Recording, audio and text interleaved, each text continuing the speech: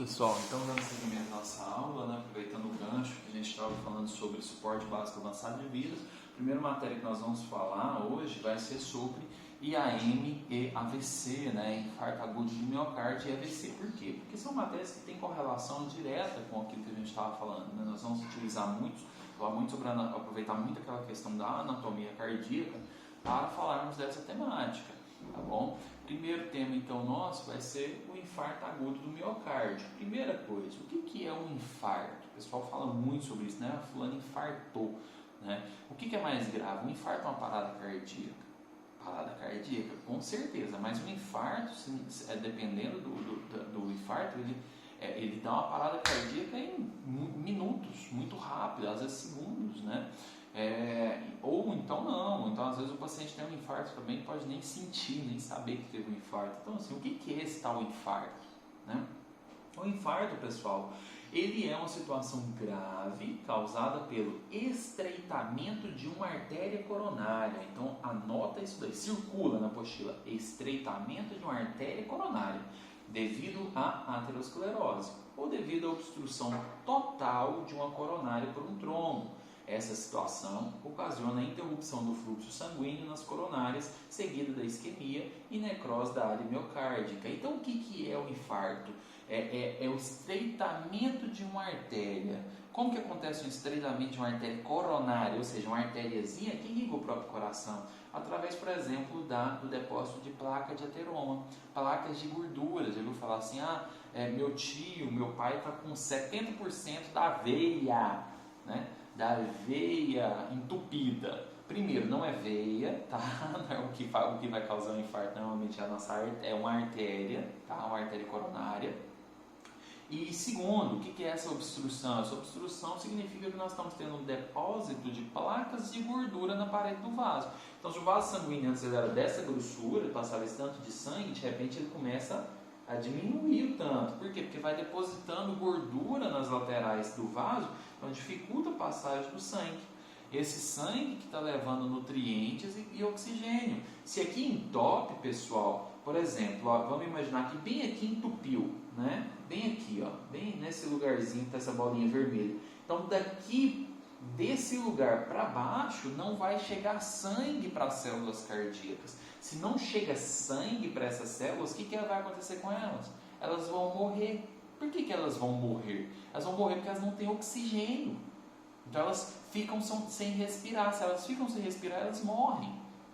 Então quando nós temos morte celular, a gente chama isso de necrose.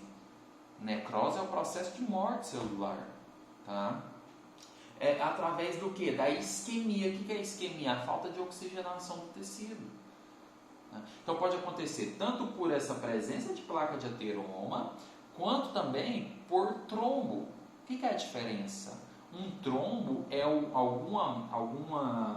pode ser, por exemplo, um trombo por plaqueta, formação de plaqueta, né? Plaquetas são células sanguíneas responsáveis por fazer a coagulação. O que é a coagulação sanguínea? Sabe quando você corta e o sangue talha?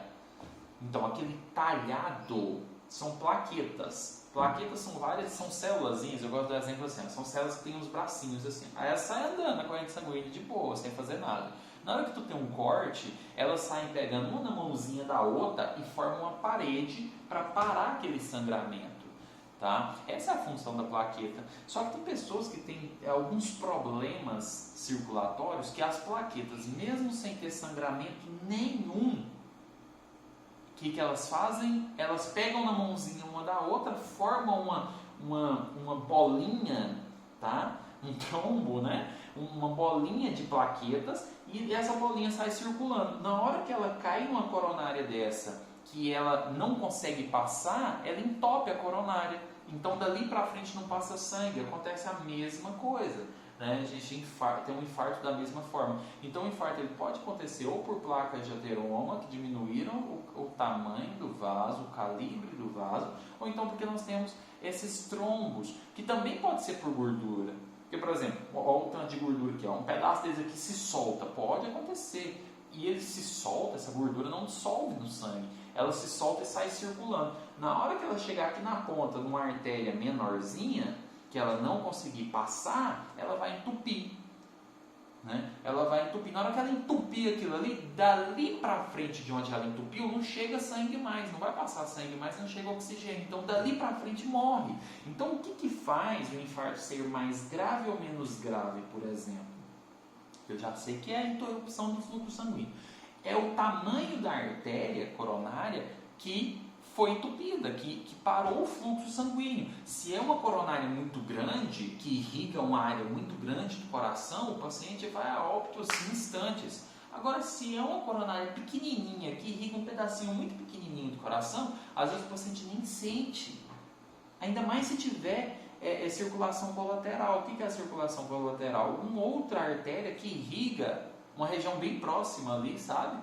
Então, assim, nós temos que ver, temos que entender isso, né? Que o infarto nada mais é do que quando uma coronária, que são essas artérias que irrigam o coração, que são responsáveis por levar sangue oxigenado para o músculo cardíaco, quando uma delas entope, para o fluxo.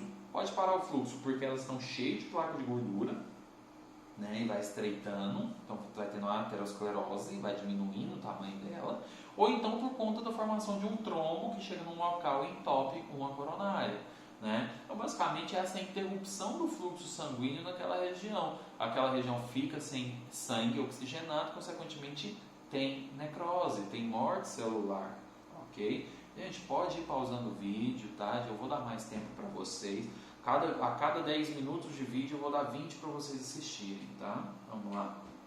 Quais são os fatores de risco do infarto agudo do miocárdio? Tabagismo, hipertensão arterial sistêmica. O que é a hipertensão arterial sistêmica?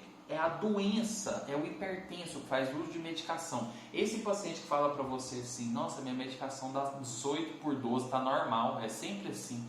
Esse paciente, gente, e ele não sente nada, isso é gravíssimo, a chance dele infartar é muito maior, tá? Então, assim, a hipertensão arterial sistêmica é um fator de risco. Hiperlipidemia, que é o colesterol alto, né? Por quê? Porque aumenta essa quantidade de placas de ateroma, né? Placa de gordura na parede do vaso, então a hiperlipidemia é um fator de risco. Obesidade, principalmente o paciente que tem a obesidade, que a gente chama de obesidade central. Sabe aquele tio seu? Todo mundo tem um tio assim, né? Que a bundinha dele é até para dentro, as perninhas fininhas, o braço fininho. Mas na hora que tu olha na barriga, a barriga é desse tamanho, né? Aquela barrigona de cerveja mesmo, né? Que a gente brinca. Esse paciente tem um risco de infartar muito maior. Paciente que tem a circunferência abdominal muito grande e que tem predisposição para acúmulo de gordura abdominal, a chance dele infartar é muito maior. Tá? Sedentarismo, né? A falta de atividade física, hiperglicemia, então paciente diabético, tá?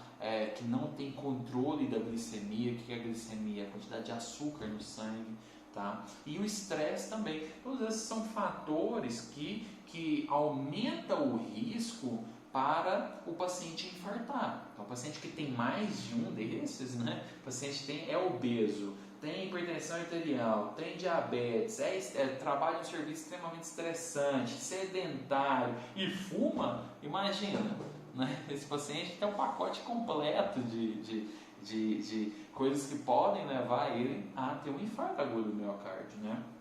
Quais são os sinais e sintomas? Então, dor retroesternal com sensação de aperto, retroesternal atrás do externo, ó, nosso osso externo, que é onde a gente faz a massagem cardíaca, né? Então tem uma dor, e o paciente muitas vezes fala assim para você, nossa, parece que está apertando meu peito, parece que tem um elefante sentado no meu peito. Essa é clássica, tem um elefante sentado no meu peito, nossa, né? Então uma sensação de aperto mesmo no peito, tá? Dor e ou parestesia irradiante para membro superior esquerdo, pescoço e mandíbula. Então essa dor, sensação de formigamento, né? Tanto em braço esquerdo, peito, né? Mais voltado para o lado esquerdo, podem vir aqui para o pescoço e mandíbula, tá? Náuseas e vômitos, alteração de eletrocardiograma. Então o ECG, o paciente chegou com essa sintomatologia, gente, já faz eletrocardiograma imediatamente. Técnico de enfermagem pode fazer eletrocardiograma? Pode e deve, tá? Temos que fazer, tem que saber fazer, tá? O Depois, caso tenham curiosidade, eu passo para vocês. Não tem muito segredo, tá? O eletrocardiograma, nós vamos ter as derivações, tem só a forma correta mesmo de onde coloca cada derivaçãozinha daquela, cada eletrodo, tá? Depois eu mostro para vocês uma imagem. A alteração dos valores de enzimas CKMB e troponina. A CKMB é uma enzima que ela só aparece no sangue quando eu tenho sofrimento cardíaco. Quando o músculo cardíaco está entrando em parte, algumas células do músculo cardíaco começam a morrer, libera essa enzima no sangue. Então por isso que colhe sangue, tá? Para a gente ver se está tendo sofrimento cardíaco ou não. E o diagnóstico? O diagnóstico do infarto agudo do miocárdio, geralmente, ele se baseia na história da doença atual, tá? No eletrocardiograma e nos níveis séricos sanguíneos das enzimas cardíacas, né? Aquelas enzimas que a gente acabou de falar, né? Troponina e CKMB. Então, a gente olha o eletrocardiograma, tá? Não precisa preocupar com o eletrocardiograma, tá? Normalmente o médico vai falar para você. As enzimas a gente tem que pedir rápido quando tem sintomatologia. Nem sempre os hospitais têm laboratório, então quando não tem laboratório dentro é um pouco mais complicado. Tá? E o prognóstico, gente, depende da extensão da lesão do miocárdio. Então, saber se o paciente vai morrer ou não, se ele vai ter sequela ou não, se aquilo ali é muito grave ou pouco grave, depende do tamanho da área do coração que foi atingido. Quanto maior a área do coração atingido, mais grave isso é. Tá? Mais grave isso é, tem isso em mente. Então nós vamos ter toda essa somatória. Qual que é o problema? Quem nunca ouviu falar de um paciente que chegou no pronto-socorro, né, infartando, e o médico mandou ele para casa porque não era nada, e às vezes a pessoa morreu em casa. Isso acontece? Acontece. Infelizmente acontece, pessoal. Infelizmente. Por quê? Um dos diagnósticos diferenciais para o infarto agudo do miocárdio é, por exemplo, o refluxo. Quando eu falar diagnóstico diferencial, o que é diagnóstico diferencial, pessoal? É assim, o paciente está com esse sintoma, né? Nossa, muita dor no peito, ai, gente, está horrível, está doendo demais, ai, meu Deus do céu, começou a orar pouco. O que pode ser? Nossa, pode ser infarto. Mas se não for infarto, o que pode ser também? Causa isso também? Refluxo. Né? O refluxo do suco gástrico, quando ele vem para o esôfago, quem tem esse refluxo sabe, é horrível. Então, uma sensação de dor, então, dependendo do paciente, ele vai sentir muita dor aqui, ó. Ai. Né? Aí, o que acontece? O paciente está só com essa dor, por exemplo, né? Essa dor no peito. Aí, tu faz o eletrocardiograma. O eletrocardiograma do infartado pode vir normal. As enzimas, elas aparecem após algumas horas no infarto. Demora a aparecer, não é na hora que você infartou. Então, às vezes, você colhe o sangue e o exame vem normal. Faz o eletrocardiograma, porque dependendo da aparelho, às vezes você não vê, né? Aí o exame é normal. Aí o médico, às vezes, na correria do plantão, fala assim, não, isso daí faça só um omeprazol para ele, faça alguma medicação para isso daí, né? Faz, e se ele melhorar, pode liberar. Aí, às vezes, o paciente até, ele deita, fica quietinho para tomar a medicação e melhora um pouco a sintomatologia. Aí ele fala, está um pouco melhor e tal, vai para casa e morre em casa. Então acontece, infelizmente acontece, pessoal, infelizmente. Então, sempre tomar um cuidado a mais. O paciente tem sintomatologia que pode ser um infarto, deixa o paciente em observação, tá? Deixa o paciente em observação, repete os exames após algumas horas, caso persistam os sintomas, né? Então a gente tem que ter essa noção, tá? De não enviar esse paciente para casa. Como que é feito o tratamento? Eu vou falar do tratamento no próximo vídeo, tá? Para que a gente não fique tão extenso os nossos vídeos, ok? Só um minutinho, pessoal.